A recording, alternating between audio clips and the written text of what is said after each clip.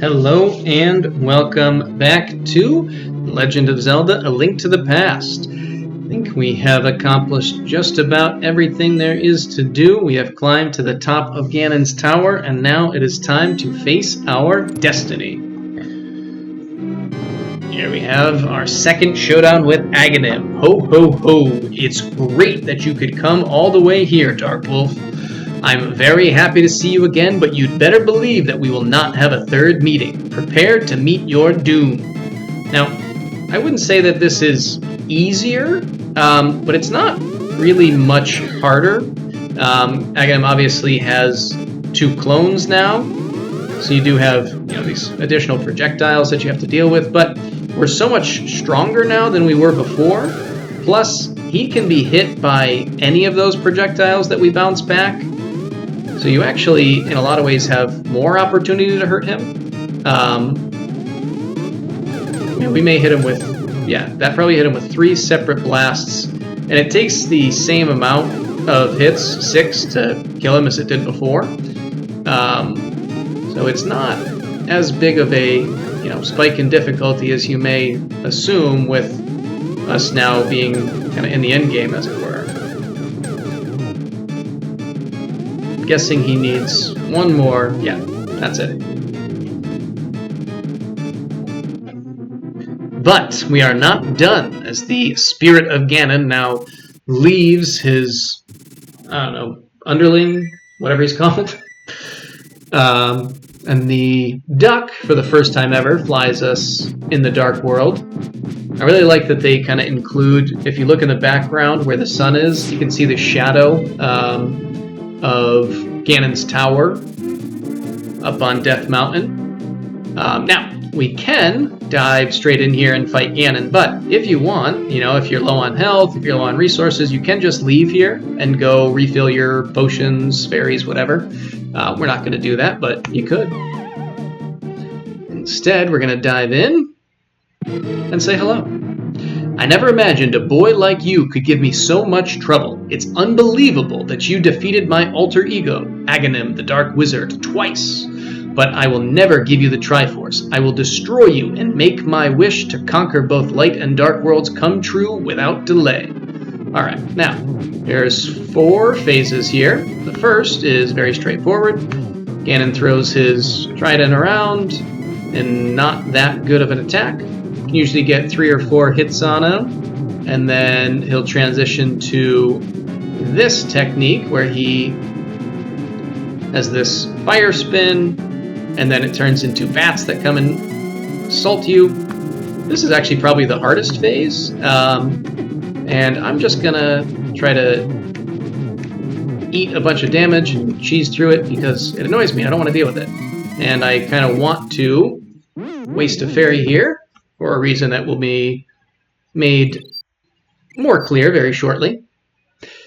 Because I do want to show everything I can, and that requires me to get to this phase where Ganon starts dropping the floor, and then I have to fall down here. Similar to the 3rd boss in the light world, we have a situation here where you may need to, if you fall down, you have to restart the fight, which is very annoying, but it is the only way to show this area, so we will do it intentionally here. We have a message. When Ganon is stunned, give him his last moment with a silver arrow. Do you understand? I don't know if that's supposed to be Zelda, one of the maidens, or one of the wise men, but we do get that message there. Now, if you want, you can refill your fairy by charging into this tree. Use it for a little health, but instead, we can go see the Great Fairy here, or we could always just fly off to the potion shop. But if we throw in our empty bottle, we can get an item that we've talked about but haven't actually showed off yet. Yes, I did drop this. And we get a free medicine of magic, which is nice. Alright, let's go back for round number 2. And and hopefully only 2, and we don't fall off again, as it's actually very, very easy to do during this fight, which can get frustrating.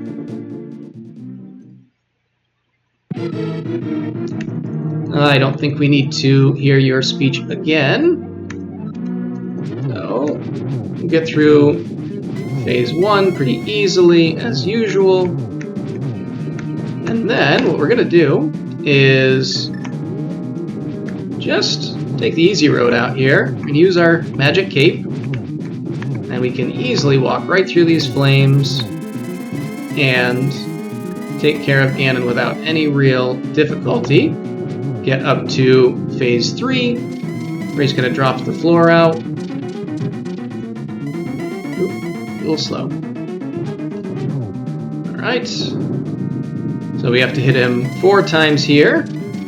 Again, I'm not very worried about losing health because I'm going to have to refill my magic anyway, so just kind of lazily dodge. Now, you're doing well, lad, but can you break through this secret technique of darkness? So, on guard. This is easily the most frustrating portion. So, really, dodging his attacks isn't all that problematic here. The real problem is not falling off the edge. So we have to keep these fires, these torches lit, and that's the only time that we're able to strike him with our sword. And after doing that, we need to hit him with a shot of the silver arrow. Torches do not stay lit very long, so we have to be relighting them quite frequently. Short on magic power, that's okay. Refill with this. Oh, I should have used one of the other ones. That was foolish, but let's see. We'll just be very cautious. Okay.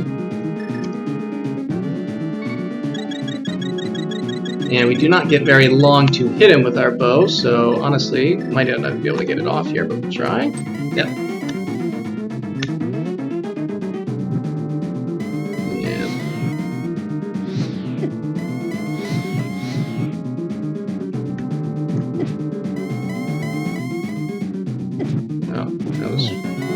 What am I doing here? Oops.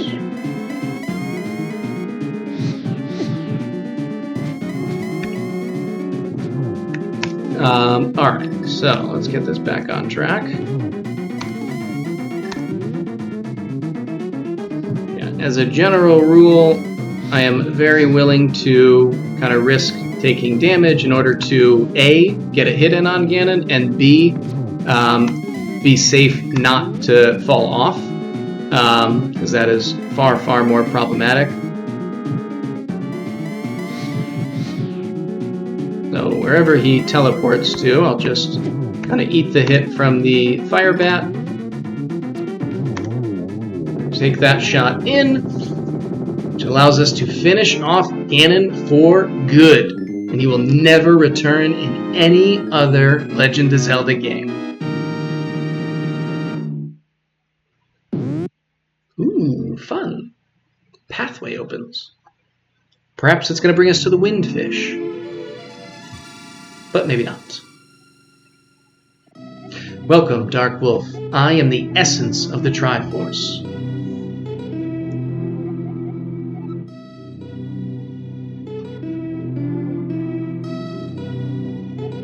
The Triforce will grant the wishes in the heart and mind of the person who touches it.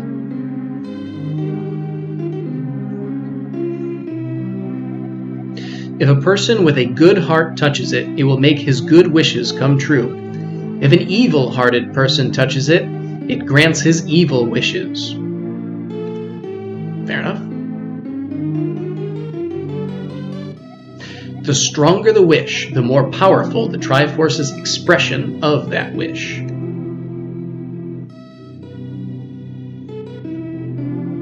Ganon's wish was to conquer the world.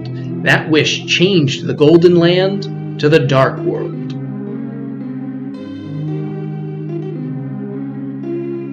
Ganon was building up his power here so he could conquer the Light World and make his wish come completely true.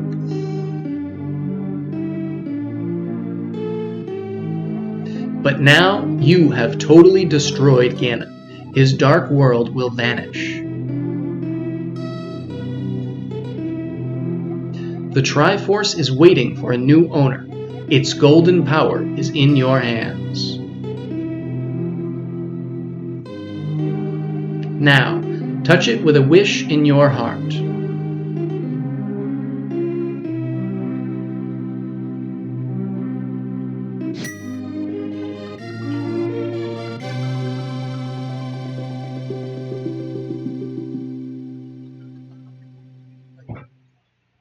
The Return of the King. Great book. So I don't know if it's 100% clear, but basically what happened is that Link wished for all of the evil that Ganon caused to be reversed. So the king is restored. The loyal sage who died is back and at the sanctuary. Sahasrahla is now back, and he's no longer sequestered away at the ancient temple. Looks like everyone in town is happy again. Vultures rule the desert. I guess that's better than the monsters ruling? I don't know. We do still have the thief hanging out. I guess, we wanted to reward him since he did get us our 4th bottle. The bully makes a friend. These guys don't look much happier or nicer to me than they did before. It seems like they're playing the same game, but I don't know, maybe they're happy. Your uncle recovers. I like that he recovers. He didn't, clearly die.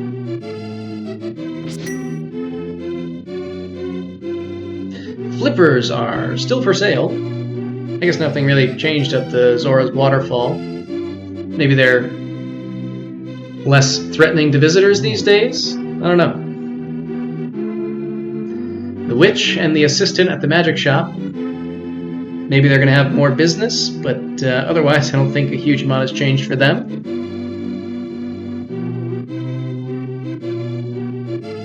The twin lumberjacks also still exist, so they can just keep cutting away.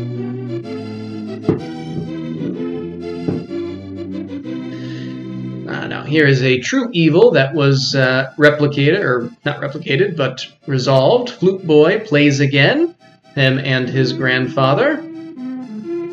Venus, the queen of the fairies, who I think she was fine, but at least the other fairy, and maybe Venus was the one who was kind of deformed in the dark world, is probably back to normal.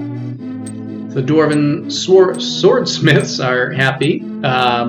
I presume we had already fixed that, but maybe now they won't be making swords for angry, possessed knights. The bug-catching kid is no longer sick, so he's up and about. Although I don't think they showed him. I think they just showed the Scarecrow kid. There we go. There's the bug-catching kid.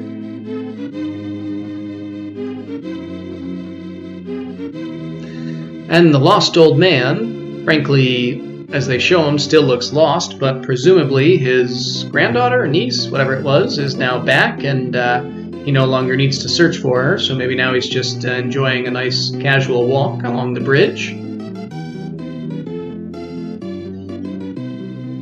The forest thief still exists. Looks unhappy. I don't know what to think about that. Maybe that's good for everyone else, but it doesn't seem like he's doing well.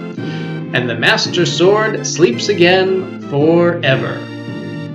Ish. Until, 37 other games.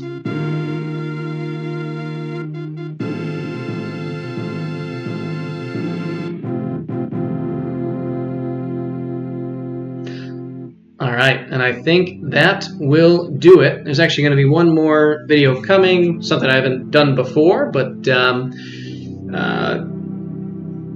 I think just going to be an interesting addition to the end of this game. Hopefully going to be putting together sort of a how to find everything video that will come out after this. Following that, though, I'm not sure what's going to follow. There is a chance that... actually, I don't think that's going to be ready yet. I'm going to be hopefully working on a new space to do recordings, but I don't think it'll be ready by the next thing, perhaps the project after that. We'll see.